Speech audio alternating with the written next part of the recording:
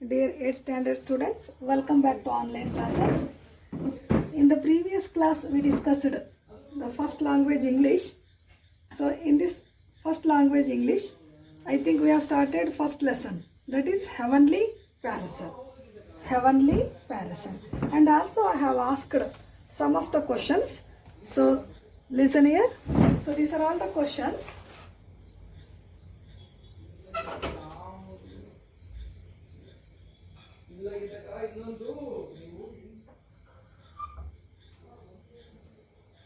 So listen here. I have asked these questions. What is maze? What are the features of a maze? And what are the uses of a maze? Isn't it? And also I have given for you as homework. I think we have done the homework. And also we have explained till here. Okay. So I think, so till 8th para I have explained. So listen. That is lesson name is the heavenly parasol. The heavenly parasol. Heavenly parasol. So heavenly parasol means, so parasol means what? So light umbrella used to give shade from the sun. Okay. So in this lesson we are going to learn so how the king ruled the Kingdom. So ಇಲ್ಲಿ ಒಬ್ಬ ರಾಜ ಹೇಗೆ ತನ್ನ ರಾಜ್ಯವನ್ನು ಆಳ್ತಾನೆ, so ಮತ್ತು ಈ heavenly ಪ್ಯಾರಸಲ್ನ ಅವನು use ಮಾಡ್ಕೊಂಡು ಹೇಗೆ ಅವನು ವಾಪಸ್ ವರ್ಣ ಕೊಡ್ತಾನೆ, ಆ ಹೆವನ್ಲಿ ಪ್ಯಾರಸಲ್ ಯಾವುದರಿಂದ ಅವನಿಗೆ ಬರ್ತದೆ ಅನ್ನೋದನ್ನು ನಾವು ತಿಳ್ಕೊಂಡಿದ್ದು. Okay. So I think we have explained up to 8th para. So let us start from 9th para. Okay. So all of you open your text book.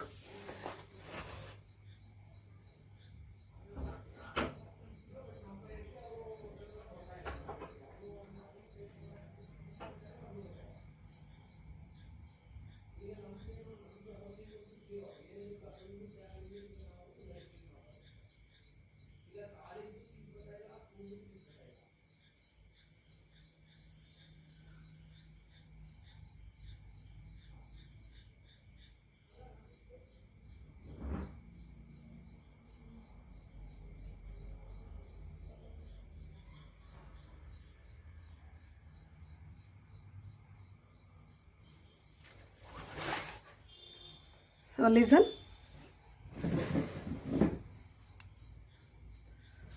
So ಇಲ್ಲಿ ತನಕ ನಾವು ಎಕ್ಸ್ಪ್ಲೇನ್ ಮಾಡಿದ್ದು ನೋಡಿ.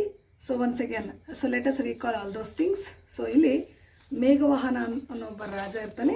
ಅವನು ಅಮೃತಪ್ರಭಾ ಅನ್ನೋಳನ್ನ ಸ್ವಯಂವರದಲ್ಲಿ ಮದುವೆ ಆಗ್ತಾನೆ. ಸೊ ನೆಕ್ಸ್ಟು ಕಾಶ್ಮೀರಕ್ಕೆ ಅವನು ವಾಪಸ್ ಬಂದಾಗ ಕಾಶ್ಮೀರದ ರಾಜನಾಗಿ ಅವನಿಗೆ ಆಹ್ವಾನ ಸಿಗ್ತದೆ. Okay. The people suffer because of this. Your noble character and bravery are well known in these parts. Honor us and the land by accepting our offer. ಆ ರಾಜನಿಗೆ ಒಂದು ಆಫರ್ ಇಡ್ತಾರೆ. ಸೊ ಮೇಘವಾಹನಿಗೆ ಏನು, ನೀವು ನಮ್ಮ ದೊರೆ ಆಗಬೇಕು, ರಾಜ ಆಗಬೇಕು ಅಂತ.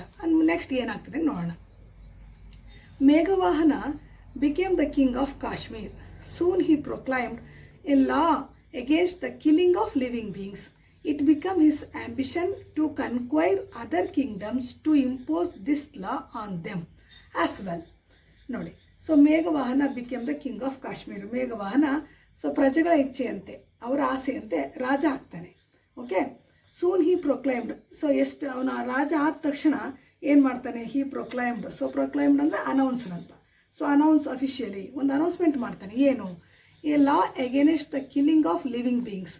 ಅಂದರೆ ಲಿವಿಂಗ್ ಬೀಯಿಂಗ್ಸ್ ಯಾವುದೇ ಸಜೀವಿ ಪ್ರಾಣಿಗಳನ್ನು ಕೊಲ್ಲೋದ್ರ ವಿರುದ್ಧವಾಗಿ ಒಂದು ಲಾನ ಹೊರಡಿಸ್ತಾನೆ, ಅನೌನ್ಸ್ ಮಾಡ್ತಾನೆ, ಒಂದು ಕಾನೂನನ್ನು ಮಾಡ್ತಾನೆ. ಸೊ ಏನು ಕಾನೂನು, ಯಾವುದೇ ಜೀವಿಗಳನ್ನ ಕೊಲ್ಲಬಾರ್ದು.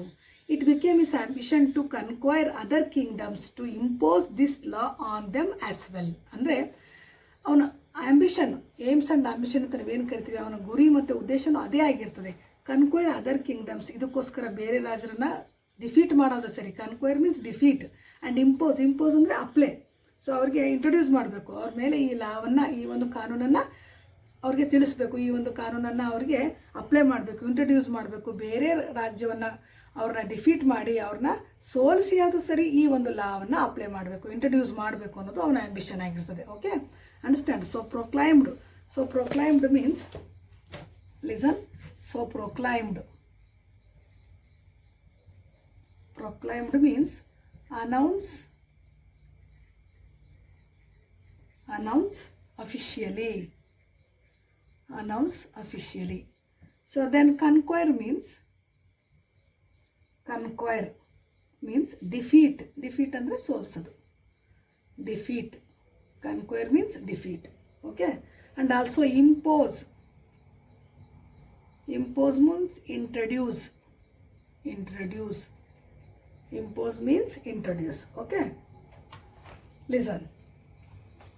ಸೊ ಮೇಘವಾಹನ ಕಿಂಗ್ ಆದ ತಕ್ಷಣ, ಕಾಶ್ಮೀರದ ರಾಜ ಆದ ತಕ್ಷಣ ಒಂದು ಕಾನೂನನ್ನು ಅನೌನ್ಸ್ ಮಾಡ್ತಾನೆ. ಆ ಕಾನೂನು ಏನಂತಂದರೆ, ಯಾವುದೇ ಸಜೀವಿ ಪ್ರಾಣಿಗಳನ್ನ, so it's a law against killing of living beings, ಯಾವುದೇ ಸಜೀವಿಗಳನ್ನು, ಯಾವುದೇ ಸಜೀವಿ ಪ್ರಾಣಿಯನ್ನು ಕೊಲ್ಲಬಾರ್ದು. ಸೊ ಕೊಲ್ಲೋದ್ರ ವಿರುದ್ಧವಾಗಿರ್ತದೆ. Okay, next. Once while on on expedition near the sea, the king told his weary army to rest in the shade of some palm groves. I must use this time to plan a way to conquer the island of Lanka. He thought it is the land of demons and needs to be taught the ways of peace. But how will I cross the great sea with my army? Listen. So once while on an expedition near the sea, andre so near expedition means journey anta. Expedition means journey or voyage with a particular aim ಅಂತ. ಅಂದರೆ ಆವಾಗ ರಾಜರು ಯಾವುದಾದ್ರೂ ಒಂದು aim ಇಟ್ಕೊಂಡು, ಒಂದು aim and ambition ಇಟ್ಕೊಂಡು ಸಾಗರವನ್ನು ಅವರು ಎಲ್ಲ ವಿದೇಶಗಳಿಗೆ ಹೊರಡ್ತಾಯಿದ್ರು. ಓಕೆ, ಸೊ ಅದು ಸಹ ಎಕ್ಸ್ಪೆಡಿಷನ್ ನಿಯರ್ ದ ಸಿ. ಅಂದರೆ ಇಲ್ಲಿ ಈ ಎಕ್ಸ್ಪೆಡಿಷನ್ ಅನ್ನೋ ಅರ್ಥ ಏನಪ್ಪ ಅಂತಂದರೆ, ಸಾಗರದ ತೀರದಲ್ಲಿ ಒಂದು ನಡ್ಕೊಂಡು ಹೋಗ್ತಿರ್ಬೇಕಾ ಸಂದರ್ಭದಲ್ಲಿ, ಅಥವಾ ಸಾಗರದ ತೀರದಲ್ಲಿ ಒಂದು ಪ್ರಯಾಣವನ್ನು ಬೆಳೆಸ್ತಾ ಇದ್ದಂಥ ಸಂದರ್ಭದಲ್ಲಿ the king told his weary army. So weary means tired, ಅಂದರೆ ಸುಸ್ತಾಗಿರ್ತಕ್ಕಂಥ ತನ್ನ ಆರ್ಮಿ, ತನ್ನ ಸೈನ್ಯಕ್ಕೆ ಹೇಳ್ತಾನೆ, to rest in the shade of some palm groves. So ಅಲ್ಲೇ ಇರೋದಂಥ ತಾಳೆ ಮರಗಳ, ತಾಳೆ ಎಲೆಗಳ ಕೆಳಭಾಗದಲ್ಲಿ ನಾವು ಸ್ವಲ್ಪ ರೆಸ್ಟ್ ಮಾಡೋಣ ಅಂತ ಹೇಳ್ತಾನೆ. I must use this time. ಅಷ್ಟೇನು ರೆಸ್ಟ್ ಅಂದರೆ ಆರಾಮಾಗಿ ಕೂತ್ಕೊಳ್ಳೋದು ಅಂತಲ್ಲ. I must use this time to plan a way to conquer the island of Lanka. So Lanka, ಅವನ ಉದ್ದೇಶ ಆ ಲಂಕಾವನ್ನು ಗೆಲ್ಲೋದಾಗಿತ್ತು. So Lanka means Sri Lanka. So conquer means defeat ಅಂತ ಗೊತ್ತು ನಿಮಗೆ, ನಾನು ಆಲ್ರೆಡಿ ಹೇಳಿದ್ದೀನಿ. ಈ ಒಂದು ಸಮಯವನ್ನು, ಅರೆಸ್ಟ್ ಮಾಡೋ ಸಮಯವನ್ನು ನಾವು ಏನಕ್ಕೆ ಯೂಸ್ ಮಾಡಬೇಕು ಅಂದರೆ, I must use this time to plan a way to conquer the island of Lanka. Island of ಲಂಕಾನ ಹೇಗೆ ಡಿಫೀಟ್ ಮಾಡಬೇಕು, ಶ್ರೀಲಂಕಾವನ್ನು ಹೇಗೆ ಸೋಲಿಸಬೇಕು ಅನ್ನೋದ್ರ ಬಗ್ಗೆ ನಾವು ಪ್ಲ್ಯಾನ್ ಮಾಡ್ಕೊಳ್ಳೋಣ ಅಂತ ಹೇಳ್ತಾನೆ. Okay, island means you know very well what is mean for island. Island ಅಂದರೆ ಏನು? ದ್ವೀಪ ಅಂದರೆ the land which is surrounded by water in all the sides ಅಂತ. So the land which is surrounded by water in all the sides. So centrally ಭೂಮಿ ಇರ್ತದೆ, earth ಇರ್ತದೆ, ಸುತ್ತ ಏನಿರ್ತದೆ? ನೀರೇ ಇರ್ತದೆ. So that is called island. He thought it is the land of demons. ಅವನು ಗೊತ್ತಿತ್ತು, ಏನು ಅನ್ಕೋತಾನೆ? Demons and needs to be taught the ways of peace. So demons means ರಾಕ್ಷಸರು ಅಂತ. ಸೊ ಅಂತಂದರೆ ಸೊ ಲ್ಯಾಂಡ್ ಆಫ್ ಡೆವಿಲ್ ಅಂತ. ಡಿಮೂನ್ಸ್ ಅಂದರೆ ರಾಕ್ಷಸರು ವಾಸ ಇದ್ದಂಥ ಒಂದು ಸ್ಥಳ, ಅಂದರೆ ಅಷ್ಟು ಕೆಟ್ಟವರು ಅನ್ನೋ ಅರ್ಥದಲ್ಲಿ. So demons means land of devils or destructive persons ಅಂತ. ಅಂದರೆ ನಾಶ ಮಾಡೋರು, ಕೇವಲ ನಾಶವನ್ನೇ ಮಾಡ್ತಕ್ಕಂಥವ್ರು ಅಂತ. Okay, so expedition means, here I will write expedition. So expedition means journey or voyage with a particular aim. Okay, then weary. So weary means tired. So then demons. So demons means land of devil or destructive person anta. destructive person. Okay, listen. So next, so he thought it is the land of demons. So adenta ಭೂಮಿನಪ್ಪ ಅಂತಂದರೆ, so ಅದೆಂಥ ದೇಶ ಅಂತಂದರೆ, it is a land of demons. ರಾಕ್ಷಸರೇ ತುಂಬಿರ್ತಕ್ಕಂಥ ರಾಷ್ಟ್ರ ಅದು, ದೇಶ. And needs to be taught the ways of peace. ಅವರಿಗೆ ಹೇಗೆ ಶಾಂತಿಯಿಂದ ಬದುಕಬೇಕು ಅನ್ನೋದನ್ನು ಕಲಿಸೋ ಅವಶ್ಯಕತೆ ಇದೆ. So and needs to be taught the ways of peace, ಶಾಂತಿಯಿಂದ ಬದುಕೋದನ್ನ ಅವರು ಕಲಿಸ್ಬೇಕಾದ ಅಗತ್ಯತೆ ಇದೆ ಅಂತೀನಿ. But how will I cross the great sea with my army? ಹಾಗಾದರೆ ಈ ಸಾಗರವನ್ನು ಹೇಗೆ ದಾಟಿ ನಾನು ಆ ಒಂದು ಶ್ರೀಲಂಕಾವನ್ನು ತಲುಪಬಹುದು? How will I cross the great C, ಈ ಒಂದು ಮಹಾಸಾಗರವನ್ನು ನಾನು ದಾಟಿ ಹೇಗೆ ನನ್ನ ಆರ್ಮಿ ಜೊತೆಗೆ ದಾಟಿ ಆ ಶ್ರೀಲಂಕಾವನ್ನು ನಾನು ತಲುಪಬಲ್ಲೆ ಅಂತ ಕ್ವಶನ್ ಮಾಡ್ಕೊತಾನೆ. So all of a sudden there was a cry in the air.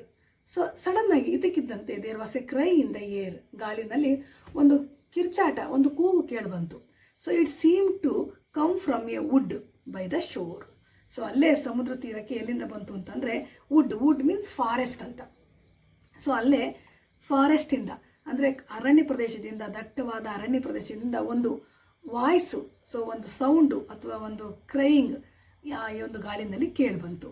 Not far from where the royal horses were tethered. So royal horses ಎಲ್ಲಿ ಕಟ್ಟಾಕಿದ್ವಲ್ಲ, so tethered means so rope used to animals ಅಂತ. So tethered means rope used to animals. So tethered means rope, it is one type of rope, ಹಗ್ಗ ಅಂತ. Rope used to tie animals. So rope used to tie animals. Okay, so ಅಲ್ಲೇ ಹಗ್ಗಗಳಿಂದ ಕಟ್ಟಾಕಿರೋದ್ರು ಏನನ್ನ, ಹಾರ್ಸಸ್ನ. Where the royal horses were tethered. So ಅಲ್ಲೇ ಹಗ್ಗಗಳಿಂದ ಕಟ್ಟಾಕಿದ್ದಂಥ ಕುದುರೆಗಳಿಂದ ಬಹಳ ದೂರ ಇರಲಿಲ್ಲ. Not far from, so where the royal horses were tether, ಆ ಕುದುರೆಗಳನ್ನ ಕಟ್ಟಿದಂಥ ಜಾಗದಿಂದ ಆ ಕೂಗು ಬಂತಲ್ಲ, ಸೊ ಆ ಕೂಗು ಬಹಳ ದೂರ ಏನಿರಲಿಲ್ಲ. The cry came again and the king heard the plaintive call. ಮತ್ತೆ ಆ ವಾಯ್ಸ್ ಬಂತು. ಸೊ ಮತ್ತೆ ಆ ಕೂಗು ಕೇಳಿಬಂತು ಗಾಳಿನಲ್ಲಿ. ಸೊ ರಾಜ ಅದನ್ನು ಕೇಳ್ತಾನೆ. So even under Meghavahana's rule I have been slain. So this is the word what he heard. ಈ ಸೆಂಟೆನ್ಸು ಅವನ ಗಾಳಿಯಲ್ಲಿ ಕೂಗು ಬಂದಂಥ ಈ ಒಂದು ಕೂಗು ಇದಾಗಿತ್ತು. ಏನ ಕೂಗು ಅಂತಂದರೆ, ಈವನ್ ಅಂಡರ್ ಮೇಘವಾಹನಸ್ ರೂಲ್, ಮೇಘವಾಹನ ರಾಜ್ಯಭಾರ ಮಾಡ್ತಿದ್ದಂಥದ್ರ ಸಂದರ್ಭದಲ್ಲೂ ಸಹ, even under Meghavahana's rule I have been slain. So ನಾನು ಸ್ಲೈನ್ ಆಗೇ ಇದ್ದೀನಿ. ಸೊ ಸ್ಲೈನ್ ಮೀನ್ಸ್ ಏನು? ಸೊ ಕಿಲ್ ವೈಲೆಂಟ್ಲಿ, ನನ್ನನ್ನು ಒಂದು ರೀತಿ ನಿರ್ದಾಕ್ಷಿಣ್ಯವಾಗಿ ಸಾಯಿಸ್ತಾ ಇದ್ದಾರೆ. ಅಂದರೆ ಮೇಘವಾಹನ ರಾಜನಾಗಿದ್ದರೂ ಸಹ ನಾನು ನಿರ್ದಾಕ್ಷಿಣ್ಯವಾಗಿ ಕೊಲ್ಲಲ್ಪಡ್ತಾ ಇದ್ದೀನಿ ಅನ್ನೋ ಒಂದು ಕೂಗದು. Even under Meghavahana's rule I have been slain. So ನಾನು ಸ್ಲೈನ್ ಆಗಿದ್ದೀನಿ, ಅಂದರೆ ನಾನು ಒಂದು ಬಲಿಪಶು ಆಗ್ತಾ ಇದ್ದೀನಿ ಅನ್ನೋ ಒಂದು ಕೂಗದು, ಗಾಳಿನಲ್ಲಿ ಬಂದಂಥ ಕೂಗು. Okay, next so slain. So slain means kill violently. Slain means kill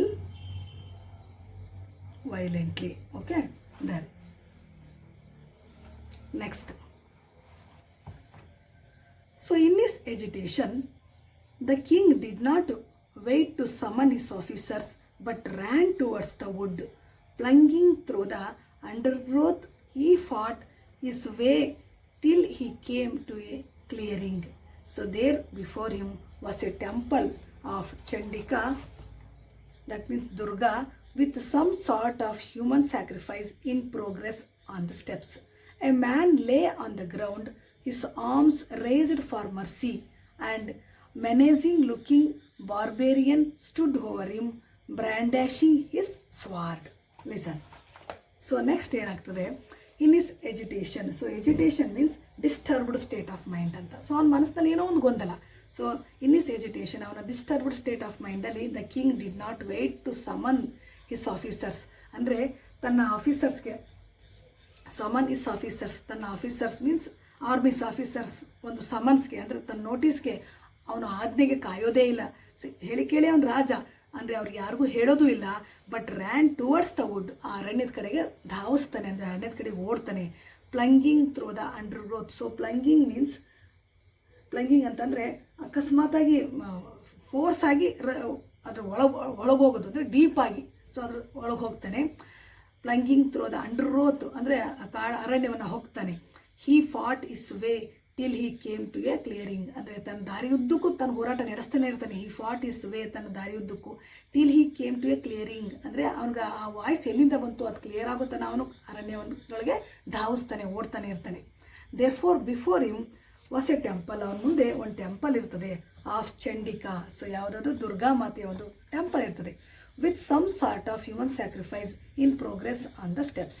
ಅಲ್ಲೇನು ನಡೀತಿರ್ತದೆ ಅಂತಂದರೆ ಹ್ಯೂಮನ್ ಸ್ಯಾಕ್ರಿಫೈಸ್, ಮನುಷ್ಯ ತನ್ನನ್ನು ತಾನೇ ಬಲಿಪಶುವಾಗಿ ಆ ಒಂದು ದೇವಿಗೆ ಅರ್ಪಿಸ್ಕೋತಾ ಇರ್ತಾನೆ. So okay, in progress on the steps.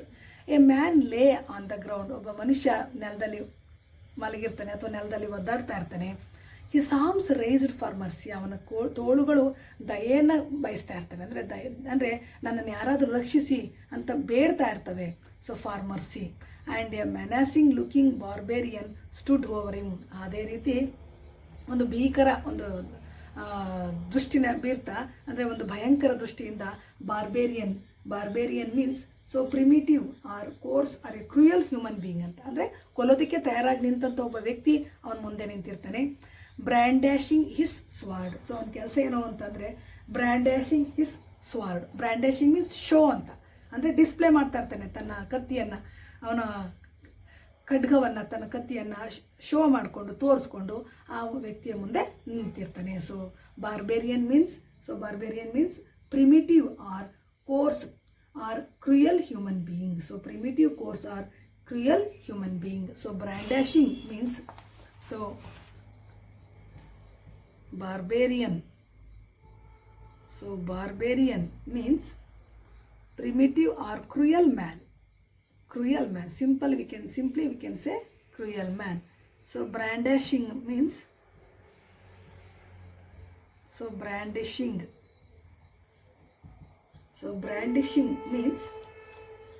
display. ಅವನ ಖಡ್ಗವನ್ನು ತೋರಿಸ್ಕೊಂಡು ಡಿಸ್ಪ್ಲೇ ಆರ್ ಶೋ ಅಂತ. ಸೊ ಅವನ ಖಡ್ಗವನ್ನು ತೋರಿಸ್ಕೊಂಡು ಆ ಕೆಳಗಡೆ ಬಿದ್ದಂಥ ಮನುಷ್ಯನ ಎದುರುಗಡೆ ನಿಂತಿರ್ತಾನೆ. Okay, understand.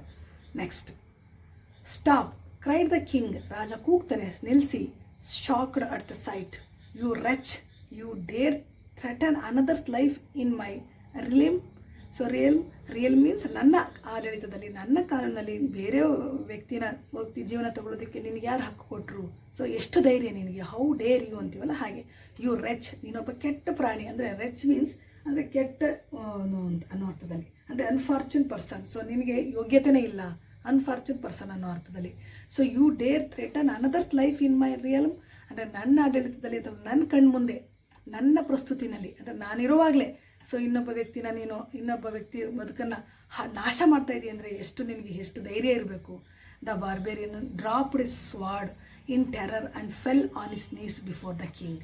ಅವಾಗ ಬಾರ್ಬೇರಿಯನ್ ಏನು ಮಾಡ್ತಾನೆ, ಅವನ ಖಡ್ಗನ ಕೆಳಗಾಗ್ತಾನೆ. Dropped his sword in terror, ಭಯದಿಂದ. And fell on his knees, ಅವನ ಕಾಲು ಕೆಳಗಡೆ ಬೀಳ್ತಾನೆ, ಅವನ ಪಾದಕ್ಕೆ ನಮಸ್ಕರಿಸ್ತಾನೆ before the king.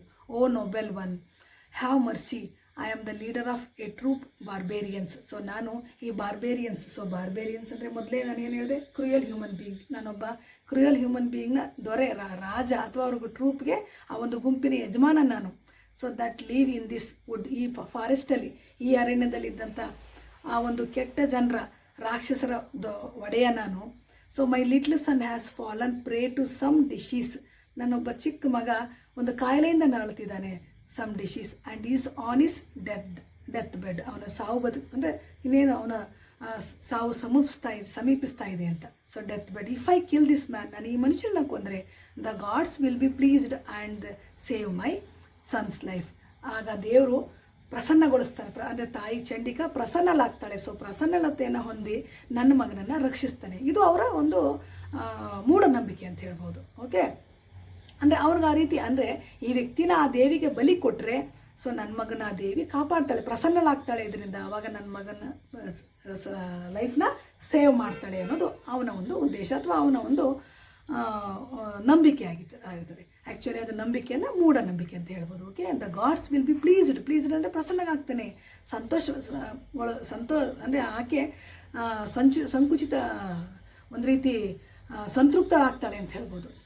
The gods will be pleased and save my son's life if you prevent this sacrifice. ನೀವೇನಾದರೂ ಈ ಸ್ಯಾಕ್ರಿಫೈಸ್ನ, ಈ ಒಂದು ಬಲಿದಾನವನ್ನು ನೀವು ತಡೆದ್ರೆ, ಮೈ ಸನ್ ಡೈಸ್, ನನ್ನ ಮಗ ಸಾಯ್ತಾನೆ. And the rest of my troop will give up their lives with him. ನನ್ನ ರೆಸ್ಟ್ ಆಫ್ ಮೈ ಟ್ರೂಪ್ಸ್, ನನ್ನ ಗುಂಪಿನಲ್ಲಿರ್ತಕ್ಕಂಥ ಇತರರು ಸಹ ಅವನ ಜೊತೆಗೆ ಪ್ರಾಣವನ್ನು ಬಿಡ್ತಾರೆ, ತನ್ನ ಬದುಕನ್ನು ಕಳ್ಕೊತಾರೆ ಅಂತ ಹೇಳ್ತಾನೆ. ಅಂದರೆ ಇದು ಒಂದು ಅಪನಂಬಿಕೆ, ಅಂದರೆ ದೇವರಿಗೆ ಬಲಿ ಕೊಟ್ಟರೆ ಮಾತ್ರ ಆ ಕಾಯಿಲೆ ಬಿದ್ದಿರ್ತಕ್ಕಂಥ ಮಗು ಬದುಕ್ತದೆ ಅನ್ನೋದು ಅವರ ಒಂದು ಅಪನಂಬಿಕೆ. ಆ ರಾಕ್ಷಸರಿಗೆ ಒಂದು ಅಪನಂಬಿಕೆ, ಆ ಕಾಡಿನಲ್ಲಿದ್ದಂಥ ರಾಕ್ಷಸರ ಒಂದು ಅಪನಂಬಿಕೆ ಆಗಿರ್ತದೆ. Okay, understand. ಸೊ ಇವೆಲ್ಲ ಹಾರ್ಡ್ ವರ್ಡ್ಸ್ದು ಮೀನಿಂಗ್ಸ್ ಎಲ್ಲ ನೀವು ನೋಡ್ಕೊಳ್ಳಿ. Okay, so wretch means an unfortunate person ಅಂತ.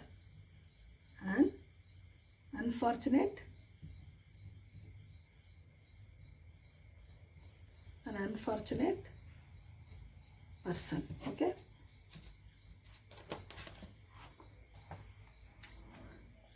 next, the king glanced towards a bundle on the temple porch and presumed it to be sacrificed by. His heart was torn with confusion and compassion. The king glanced, ಮನಸ್ಸನ್ನು ಎಲ್ಲ ಲೆಕ್ಕಾಚಾರ ಆಗ್ತಾನೆ, glanced towards the bundle on the temple porch. Temple porch means, so porch means a covered shelter over the entrance of building ಅಂತ. ಒಂದು covered shelter ಇರ್ತದೆ, ನೀವು ನೋಡಿರ್ಬೋದು. So ಒಂದು ಬಿಲ್ಡಿಂಗ್ನ ಪ್ರಾರಂಭದಲ್ಲಿ ಒಂದು ರೀತಿ ಕವರ್ ಮಾಡಿರ್ತಾರೆ. ಸೊ ಕವರ್ ಮಾಡಿರ್ತಕ್ಕಂಥ ಒಂದು ಶೆಲ್ಟರ್ಗೆ ಪೋರ್ಚ್ ಅಂತ ಕರೀತಾರೆ. And presumed it to be sacrificed by. Presumed means so be hold enough to do something ಅಂತ. Be hold enough to do something ಅಂದರೆ ಪ್ರೆಸ್ಯೂಮ್ಡ್ ಅಂದರೆ ಏನೋ ಒಂದು ಮಾಡೋದಕ್ಕೋಸ್ಕರ ಹಿಡ್ಕೊಂಡಿರ್ತಕ್ಕಂಥದ್ದು ಅಂತ. ಸೊ ಬಿ ಹೋಲ್ಡ್ ಮೀನ್ಸ್ ಹಿಡ್ಕೊಂಡಿರ್ತಕ್ಕಂಥದ್ದು. Be hold enough to do something. So ಏನಾದರೂ ಮಾಡೋಕ್ಕೋಸ್ಕರ ಏನೋ ಒಂದು ಹಿಡಿದಿಟ್ಕೊಂಡಿರ್ತಿರಲ್ಲ ಆ ಅರ್ಥದಲ್ಲಿ. So to be presumed it to be the sacrificed by. His heart was torn and confusion and compassion. ಅವರ ಹೃದಯ ಅಂದರೆ ನುಚ್ಚು ನೂರಾಯಿತು, ಅಂದರೆ ಹೃದಯ ಘಾಸಿಗೊಳಿಸ್ತು ಅಂತ ಈ ವಿಷಯನ ಕೇಳಿ. ಅಂದರೆ ಒಂದು ಮಗುನ ಪ್ರಾಣ ಉಳಿಸ್ಬೇಕು ಅಂತಂದರೆ ಮತ್ತೊಬ್ಬ ವ್ಯಕ್ತಿನ ಬಲಿ ಕೊಡಬೇಕಾ ದೇವರಿಗೆ ಅನ್ನೋ ಒಂದು ಕನ್ಫ್ಯೂಷನ್, ಒಂದು ಗೊಂದಲ ಆ ರಾಜನ ಮನಸ್ಸಿನಲ್ಲಿ ಶುರುವಾಗ್ತದೆ. ಸೊ ಕನ್ಫ್ಯೂಷನ್, ಗೊಂದಲ, ಹಾಗೆ and compassion. So compassion means sympathetic pity, ಅಂದರೆ ಒಂದು ಅನುಕಂಪದ ಒಂದು ಅಲೆ. ಸೊ ಈ ಥರನೂ ಸಾಧ್ಯನಾ, ಈ ಥರನೂ ಇರಬೇಕಾ. So sympathetic pity. So pity means ಒಂದು ದಯೆ ಅಥವಾ ಸಿಂಪತಿ, ಒಂದು ಅನುಕಂಪ ಅನ್ನೋದು ಹುಡ್ತದೆ. Okay, next, so compassion means so sympathetic pity. So porch means a covered shelter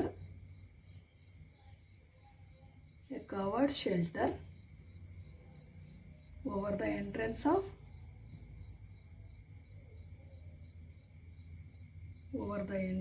of building.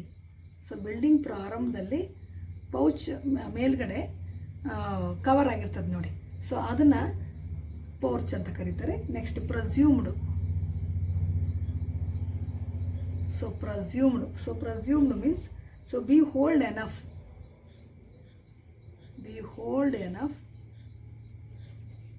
To do something ಅಂತ. ಏನೋ ಮಾಡೋದಕ್ಕೆ ಏನೋ ಹಿಡಿದಿಟ್ಕೊಂಡವರು ಅನ್ನೋ ಅರ್ಥದಲ್ಲಿ ಇದು ಬರ್ತದೆ. ಸೊ ಅಂದರೆ ಅವ್ರ ಮನಸ್ಸಿನ ಸ್ಥಿತಿ ಆ ರೀತಿ ಇರ್ತದೆ ಅಂತ. ಓಕೆ, ಸೊ ನೆಕ್ಸ್ಟ್ ಕನ್ಫ್ಯೂಷನ್ ಅಂದರೆ ಗೊತ್ತೇ ಇದೆ ನಿಮಗೆ. Next compassion. So compassion means sympathetic pity ಅಂತ.